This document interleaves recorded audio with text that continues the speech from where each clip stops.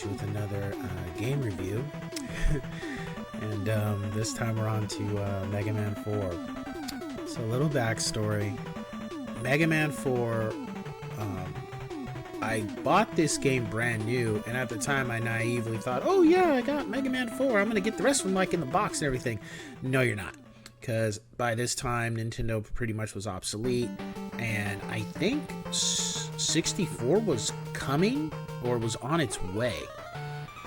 And, but I was like, I beat, I just always found Mega Man to be, I always was, I don't know what it was, but I just loved Mega Man. I just gravitated towards it. So, got Mega Man 4, and then I bought 1, 2, and 3 used. And of course, I was like naive, like, oh, I'm going to beat Mega Man 1. No, you're not. That's not happening. So I was like, well, I'll just play 4. I think that's what happened. I was playing 4 and then I bought 1, 2, and 3. Or I think I beat 4 and then I bought 1, 2, and 3. It was one or the other. But I know Mega Man 4, I believe it was the first Mega Man game I ever beat. I don't think I even beat X yet.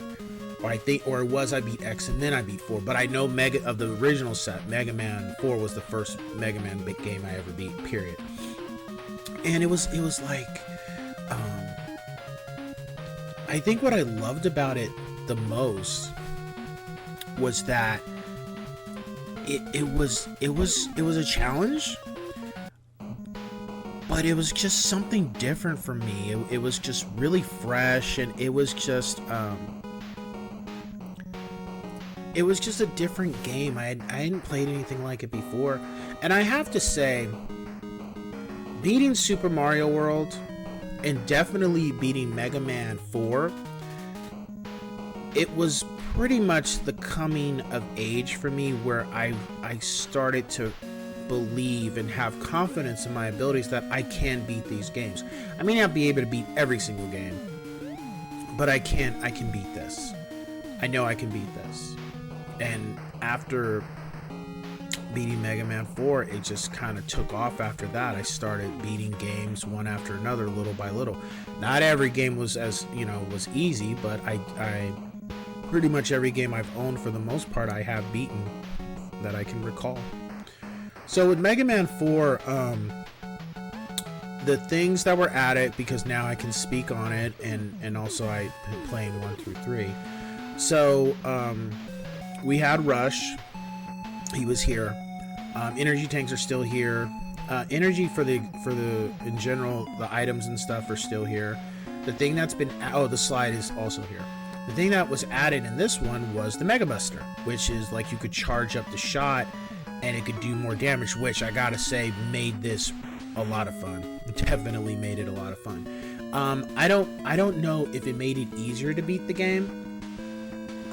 The difficulty for Mega Man 4 for me, I remember the first time I was sweaty palmed and I was like, I'm like just nervous as hell, but I just knew I'm gonna get through it. I'm gonna do it. And I think with Mega Man 4 taught me how to beat a Mega Man game in regards to, look, if they got energy tanks, use that to your advantage no matter what. If you're getting low on energy tanks and you're in an area where you can fill them up. Just have them. Max that out, because that's going to help you get through the game. And it's true. I can't imagine beating the Mega Man 1 had its issues already. But I definitely can say, if you're trying to beat any of the Mega Man games without the energy tanks, is, in my opinion, I mean, if you want that challenge, more power to you. But to me, it's suicide. And I don't need that negativity in my life. So that was the thing that was out. That was what I learned from playing this one. As far as difficulty of the levels, for the most part, I think Brightman was the only one that was kind of a pain in the ass. But everybody else, once you kind of got where to go and stuff, it was pretty straightforward. But Brightman's level was just a little bit harder than the other ones, and I would just use the Rush Jet to get all the way through. However, the one thing that I did not like about the Rush Jet this time around was that it didn't move like the one did in the third game. So this one could only go forward. You couldn't go back the way you came kind of thing, and I thought that was some bullshit. Of course, I didn't know that until I played Mega Man 3. I was like, man, what the hell? I'm about to get killed. Yep, I got killed, but I got his ass later. As far as the 8 robots, none of them were too difficult as I can recall. I think,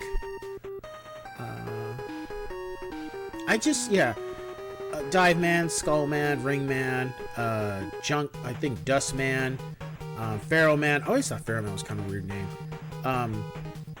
They weren't too difficult. I think the only level that was just a pain in the ass was Bright Man, because you can't fucking see, and then there's a part where you got to be on these platforms that are swinging, and you can't fucking see. So I didn't really care for that. As far as the challenge was, it was a step down. There was only one part, and I'm not gonna spoil it, but there was only one part in Mega Man. Gotcha, bitch. There was only one part of Mega Man 4 that was difficult for me, and when I look back on it, whether it was the first time or when I recorded this, it was one boss fight that was just like, it's almost like, I don't know, like a split second to be able to hit the boss, because the way it's angled, it was just a pain in the ass. But outside of that one spot, overall, it wasn't really a difficult game. Graphics wise was the same to me. There was a little bit of like rehashing certain items to some degree, just making them look nicer and cleaner. Because this item right here is like, that's basically from Mega Man 2. But outside of that, it was a nice addition. It was a fun game. There wasn't anything particularly I didn't like. However, I think at this point, the surprises weren't as I guess entertaining or shocking kind of thing, or get you. It wasn't as exciting. I kind of, now when I look back, I lump the first 6 Mega Mans into 2 categories, 1 through 3, and then 4 through 6 being like a different type of era, because, you know, Wily was 1 through 3, and then Kozak is 4, Proto Man is 5, and this guy Mr. X is 6. But the mindset that they utilized from 4 to 6 was just, it was almost like, it's not a bad thing, but it was almost like the people that did 4 did 5 and 6, and the people that originally did 1, 2, and 3, they had moved on and done something else. I mean, there might have been some people that came in to kind of ensure that they were doing the right, Mega Man the right way, but I think the original people had moved on to other projects, because 4 through 6 were very similar, and 1 through 3 were very similar to each other. As far as my rating for the game, I give it a 9 out of 10. When I played 4 the first time, and when I look back on it, at first I would have given it like, oh, this game is great. But then when I played 1 through 3, and then I see what they did with 4, I'm not saying 4 is a bad game by a long shot.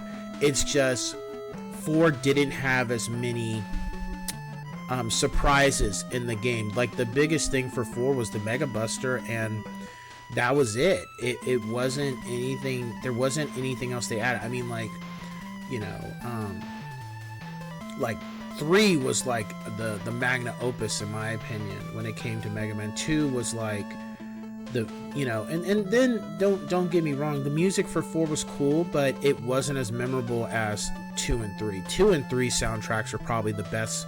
For the original Mega Man sets, I would say 2 and 3 are probably the best ones. The music is just so memorable.